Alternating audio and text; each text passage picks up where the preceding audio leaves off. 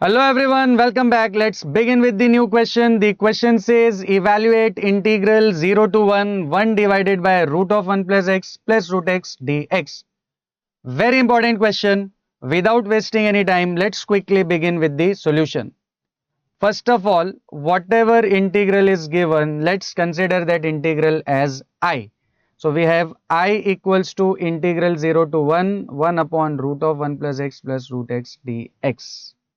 Now my dear students, I hope आपको ये function देखकर कुछ तो याद आ ही गया होगा। देखिए, डिनोमिनेटर में आपको दो रूट्स दिखाई दे रहे हैं, सम ऑफ टू रूट्स। तो इसका एक ही इलाज है, आपको क्या करना होगा, डिनोमिनेटर को rationalise, right. So let's rationalise the denominator. अब डिनोमिनेटर को रैशनलाइज कैसे करेंगे, ये जो आपका इंटीग्रल है ये फंक्शन एज इट इज आ जाएगा, और डिनोमिनेटर में जो टर्म्स है उसका हमको क्या लेना पड़ेगा, कॉन्जुगेट, राइट। तो ये जो बीच में प्लस है ये क्या हो जाएगा, माइनस। तो हम ये पूरे फंक्शन को मल्टीप्लाई करेंगे किससे, इसके कॉन्जुगेट से। Now what is conjugate of this, root of 1 plus x minus root of x. तो अगर हम डिनोमिनेटर को मल्टीप्लाई करते हैं तो बैलेंस करने के लिए न्यूमरेटर को भी मल्टीप्लाई करना पड़ेगा। तो what we are doing, we are multiplying numerator and denominator by conjugate of this, जो कि ये बन जाएगा root of 1 plus x minus root x divided by root of 1 plus x minus root x. In the next step, ये 1 को अगर आप ये पूरे फंक्शन या पूरे टर्म के साथ अगर मल्टीप्लाई करते हैं तो 1 into this whole thing will be this only, right. तो in the next step you have integral 0 to 1 root of 1 plus x minus root x, right. But जो डिनोमिनेटर है आपका वो हो जाएगा a plus b into a minus b. Now come on, what is a plus b into a minus b? It is a square minus b square, right? A square minus b square. A plus b into a minus b is a square minus b square dx. Now in the next step again numerator will remain as it is, right? So it will be integral 0 to 1 root of 1 plus x minus root x, same आ जाएगा। अब denominator में देखिए ये जो root है उस पे square है, तो रूट और स्क्वायर हो जाएंगे एलिमिनेट। तो यहां पर आपके पास सिर्फ क्या बचेगा, 1 प्लस एक्स एंड माइनस यहां पर भी रूट एक्स का स्क्वायर विल बी एक्स। तो 1 plus x minus root of x square is x and d x. And finally ये माइनस एक्स और ये प्लस एक्स हो जाएंगे कैंसिल, और डिनोमिनेटर में आपके पास सिर्फ क्या बचेगा, 1। और डिनोमिनेटर में 1 अगर हम नहीं भी लिखेंगे तो चल जाएगा। तो ओवरऑल अब ये पूरा जो इंटीग्रल है आपका, ये सिर्फ क्या बचेगा, 0 to 1 root of 1 plus x minus root x. I repeat, ये जो आपका डिनोमिनेटर है इसमें प्लस एक्स और माइनस एक्स हो जाएंगे कैंसिल, और बचेगा सिर्फ 1। और डिनोमिनेटर में 1 को ना भी लिखे तो कोई फर्क नहीं पड़ता, राइट। तो ये है हमारा फाइनल इंटीग्रल dx।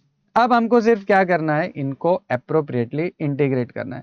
अब इनको इंटीग्रेट करने के लिए I hope all of you remember the standard फॉर्मूले ऑफ इंटीग्रेशन, जिसमें रूट एक्स का इंटीग्रल सभी को मालूम है। रूट एक्स का इंटीग्रल होता है 2/3 एक्स रेज टू 3/2।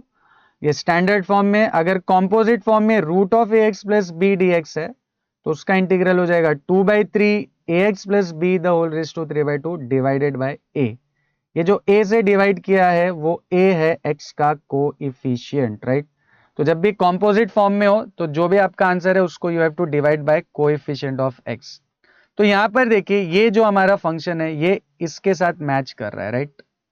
तो इसका इंटीग्रल क्या हो जाएगा, 2/3 1 plus x the whole raise to 3/2, right. 2/3 1 plus x raise to 3/2। अब यहां पर देखिए हमको किसी कोएफिशिएंट से डिवाइड करने की जरूरत नहीं है क्योंकि x का कोएफिशिएंट यहां पर 1 है, all right. And minus root x का इंटीग्रल तो सीधा सीधा क्या हो जाएगा, 2/3 एक्स रेज टू 3/2, और लिमिट्स है 0 to 1। So lower limit 0, upper limit 1। अब इन दोनों ही टर्म्स में we can take 2/3 common, right. यहां भी 2/3 है, यहां भी 2/3, तो 2/3 को हम क्या कर सकते हैं, ब्रैकेट के बाहर ले सकते हैं। तो वी हैव 2/3 और ब्रैकेट में क्या बच जाएगा, 1 plus x the whole raise to 3/2 minus x raise to 3/2 and lower limit is 0, upper limit is 1। अब देखिए सिंप्लीफाई करने के बाद आपको सिर्फ क्या करना है, जहां भी x दिखाई दे रहा है वहां पर सब्सटीट्यूट करनी है अपर लिमिट।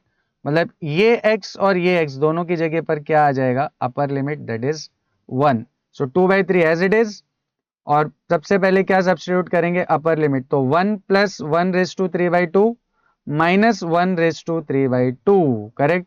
ये हमने क्या किया, इस पूरे फंक्शन में अपर लिमिट सब्स्टिट्यूट कर दी. अब उसमें से माइनस आपको क्या करना है, लोअर लिमिट. लोअर लिमिट मतलब जहां भी x दिखाई दे रहा है वहां पर क्या सब्स्टिट्यूट कर देंगे, 0.